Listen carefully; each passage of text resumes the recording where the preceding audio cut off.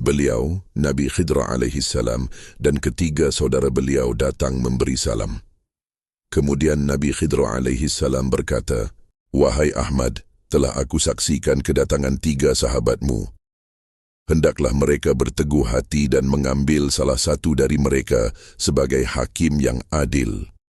Sungguh aku melihat pada diri Amri termasuk hamba Allah yang berhati-hati dalam hukum syariat dan memilih jalan adil dalam bermusyawarah.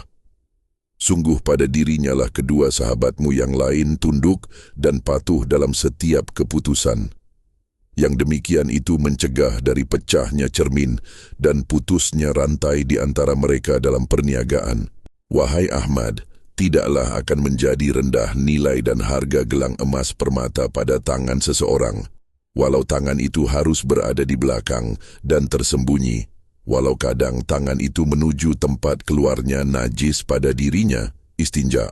Begitulah perumpamaan seseorang yang berpangkat dan berilmu jika ia tunduk kepada ketetapan, keputusan yang dikukuhkan dalam musyawarah mencapai satu kemufakatan oleh seorang hakim yang faqih dan adil.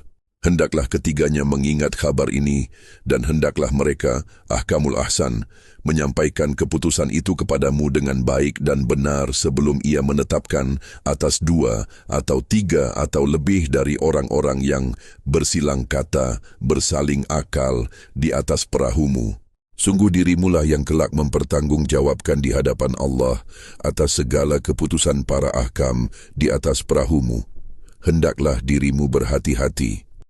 Wahai Ahmad, sungguh akan datang bulan Allah, hingga Allah mengampuni dosa-dosa hambanya yang sakit, lalu menyembuhkannya tanpa meninggalkan kesan, dan Allah mengampuni hamba-hambanya yang bertaubat.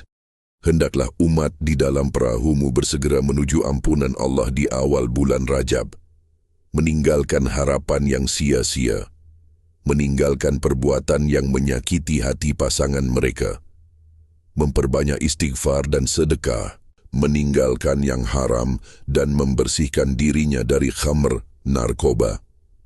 Sungguh tidaklah akan tertolak doa dan istighfar mereka jika mereka benar-benar di jalan yang lurus, hingga Allah menutup aib-aib mereka dan mengangkat derajat mereka di 27 hari bulan ini. Wahai Ahmad, tidaklah Allah mendiamkan pengikutmu yang terbaring sakit, melainkan ia terbaring dalam rahmat Allah dengan jaminan kesembuhan jika ia termasuk hambanya yang bersabar. Dan tahanlah kesedihanmu atas ibu sahabatmu yang belum Allah sembuhkan dari sakitnya. Allah Maha mengetahui segala keputusan yang terbaik untuk wanita yang sabar dan termasuk yang salehah. Hendaklah dirimu berserah diri kepada Allah atas kesehatan saudara-saudaramu dan ibu saudaramu. Wahai Ahmad, sungguh pada penyakit wasir Allah menurunkan malaikat yang memberikan salam terbaik bagi hambanya yang bersabar atas penyakit itu. Sungguh sahabat Imran pada zaman kakekmu yang mulia Muhammad, yang setiap sakitnya senantiasa basah lisannya memuji Allah, dan tak kurang ia bersyukur atas anggota badannya yang tidak sakit dan bersyalawat kepada kakekmu yang mulia, hingga ia menjadi sebab hukum salat berbaring dan dengan isyarat. Tidaklah ada hari-hari Imran kecuali Allah menurunkan malaikat yang memberikan salam dan doa-doa terbaik sebagai hamba yang sabar.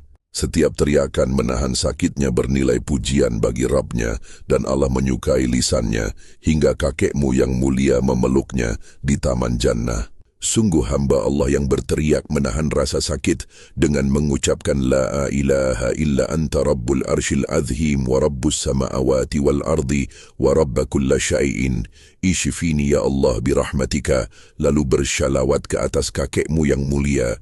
Tidaklah ia bersendirian dalam sakitnya kecuali Allah mendatangkan para malaikat memberinya salam dan Allah menyukainya. Tidaklah ia termasuk hamba Allah yang mengeluhkan dan meratapi sakit jika teriakannya berisikan pujian dan asma'ul husna, walau ia kuat berteriak menahan sakitnya. Wahai Ahmad, sampaikanlah kepada beberapa pengikutmu yang hadir pada malam ini ketetapan yang Allah kehendaki agar dirimu sampaikan kepada mereka. Tidaklah aku diam, melainkan aku menjadi saksi atas kesetiaan dari Siswandi yang bijak ke atas para pengikutmu di tanah Lembang yang berair, Palembang. Hendaklah dirimu memberikan khabar apa yang aku sampaikan kepadamu.